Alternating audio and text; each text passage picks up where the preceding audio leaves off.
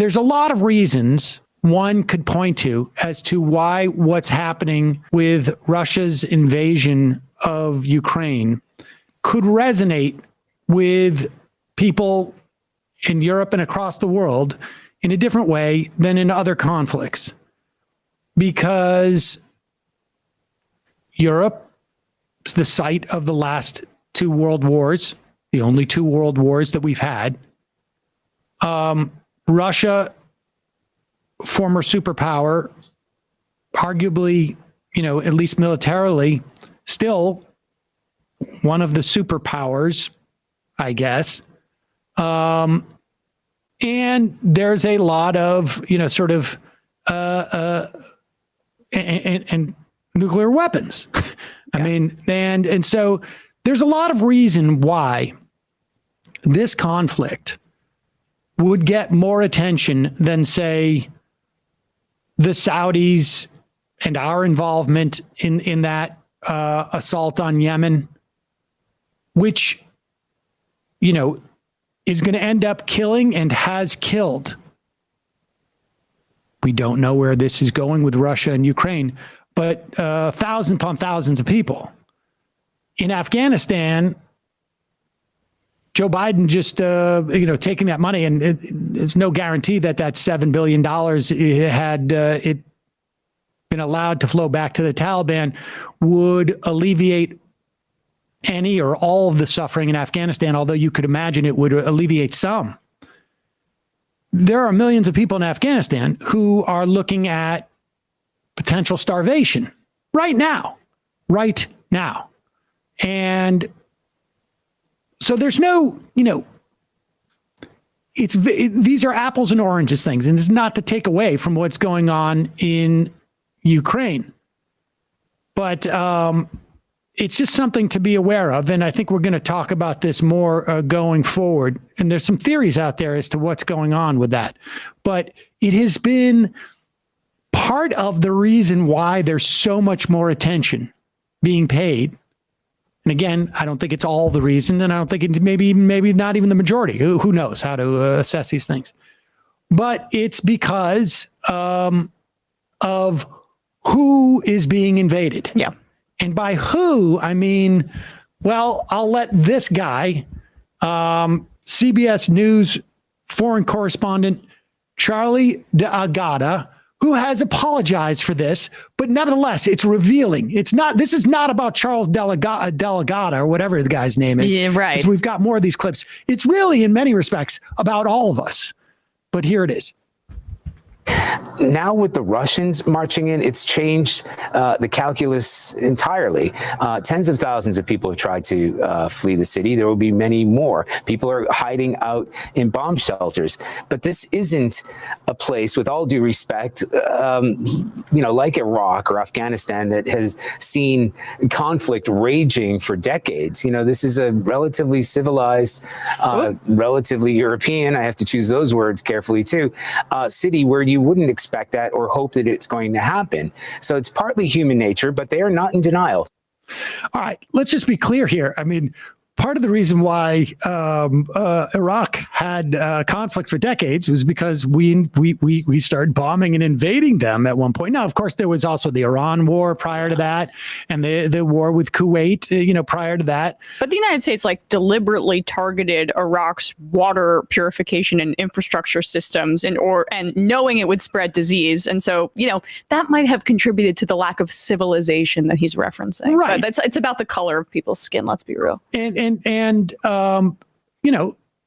it's not like Ukraine has not seen any type of war that is happening. The eastern front of Ukraine, there's been ongoing conflict since 2014. I mean, but yes, it is about race. It is about some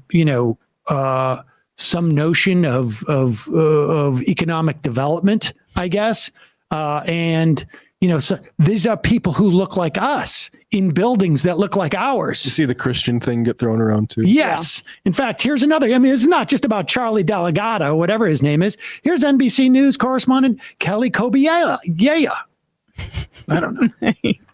America. Just to put it bluntly, these are not refugees from Syria. These are refugees from neighboring Ukraine. And that, quite frankly, is part of it. These are Christians, they're white, they're very similar to many people who live in Poland. Whoa. And look, there is an aspect of human nature where it's like, oh my gosh, my kid wears clothes just like that and has that same, whatever it is, the Chatty Cathy doll or whatever, and so people sort of relate to it more.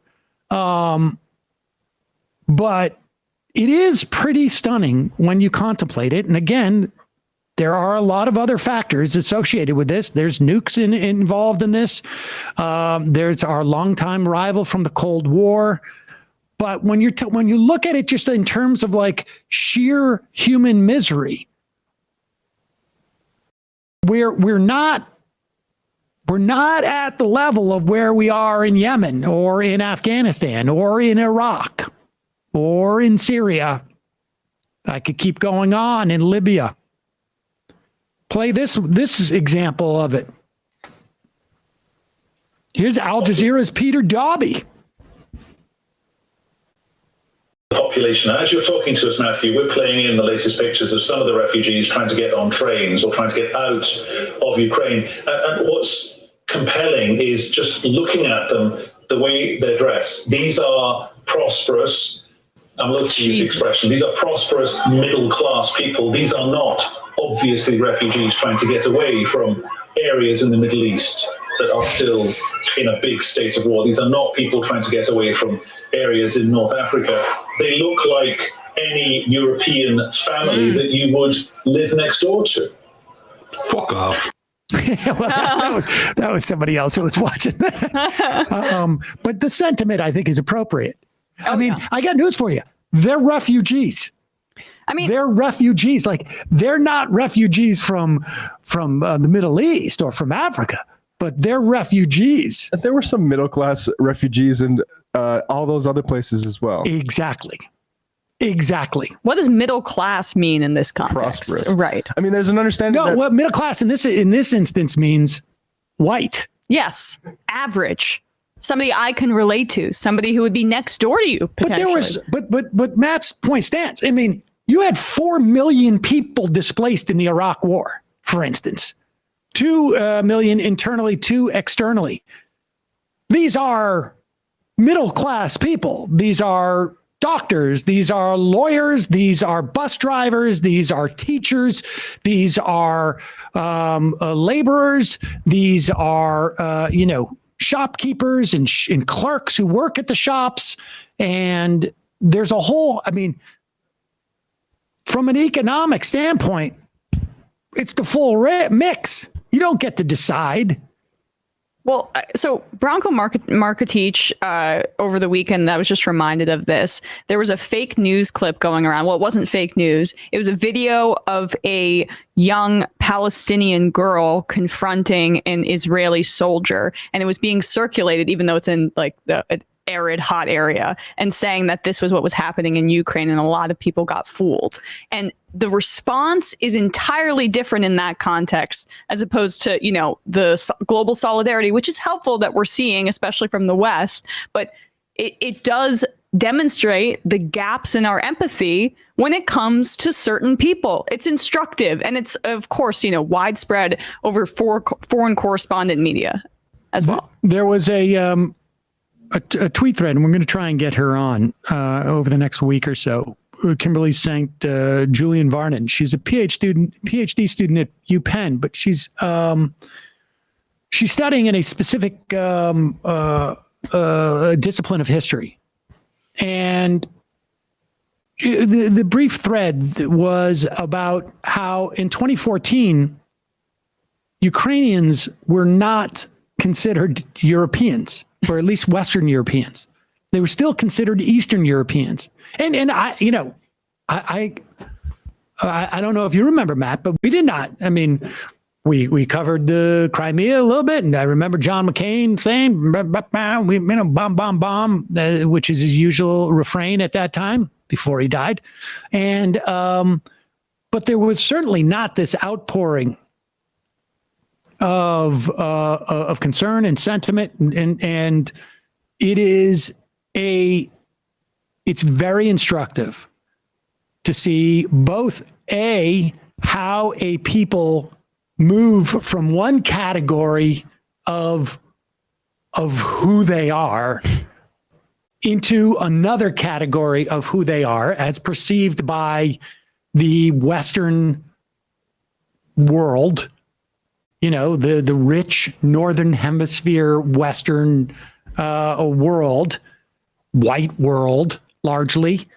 And I mean, that aspect is interesting. And then also how once you're included in that basket, the perspective that people have about your suffering, when we talk about white supremacy and we talk about the value gap that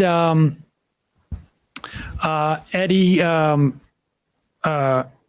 professor from Princeton, Eddie Glaude wrote about the value gap in the way that we value lives.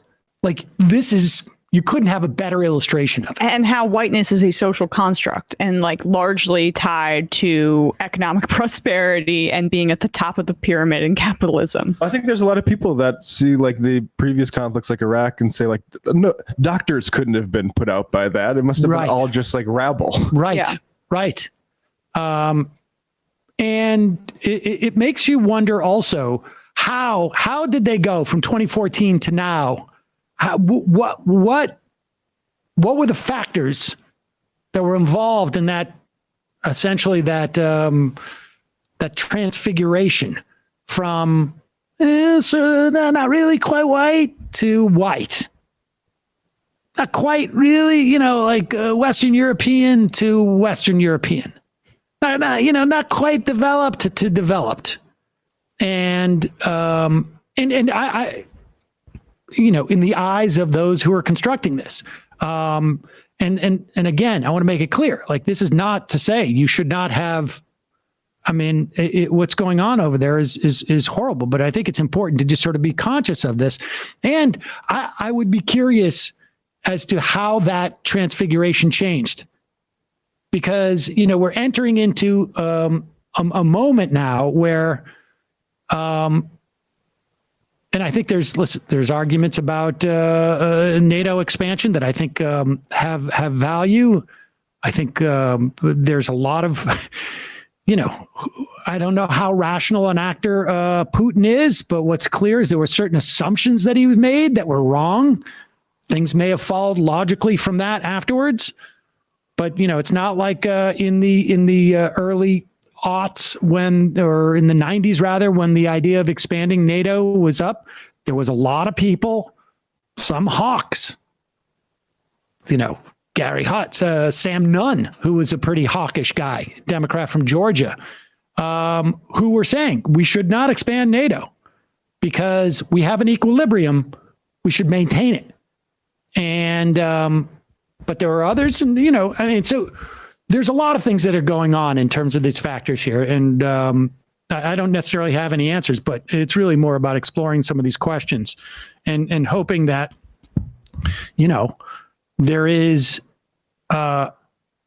some very quick end to this, because you can see the possibility of things escalating. And well, Putin's demands, it's starting to feel that way, because the demands are that I want a denazification of the Ukrainian state, demilitarization, and ensuring a neutral status of Ukraine, which essentially means I want this to be Belarus for me. I want a neutral, aka I think pro-Russian leader, and no more Zelensky. That's what it's starting to seem like. Oh, I think that's what he wanted to. I think he wanted to do in the first place, and it didn't work out that way. And who knows if? I guess what I'm worried about on some level is like this is you don't know. There's no way to know. Is Putin at this point? Would he welcome an exit ramp where he doesn't look like he's losing face? Does NATO at this point say like, oh, wait a second, maybe this guy's now backheeled. Maybe we escalate this a little bit, and this is a way of getting Putin off the world stage. I mean, both those things are terrifying. So, and it's complicated too that right now Saudi Arabia has developed a relationship, as was reported by Ken Klippenstein, and they're driving up oil prices with Russia. And there's China in the wings that, they're at least neutral on Russia's aggression right now. So